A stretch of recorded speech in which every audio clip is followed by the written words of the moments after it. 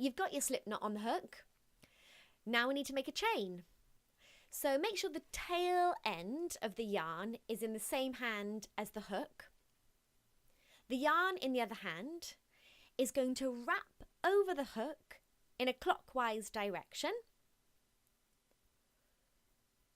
And then the hook is going to twist and pull the yarn through the slip knot. You wrap the yarn clockwise over the hook, twist the hook and pull through the chain.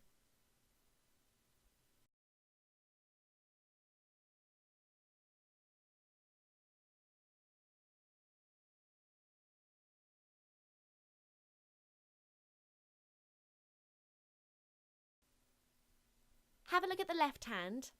The first finger is helping the yarn feed through. The thumb and the middle finger are pinching the chain that you've already created to help create the next chain. To get a nice even chain, it's all in the wrist action, pulling the hoops the same way each time. It gets easier with practice, I promise.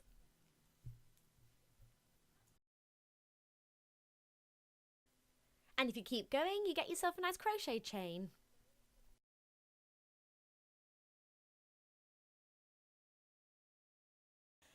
Thanks for watching. Don't forget to like the video and subscribe for more craft tutorials.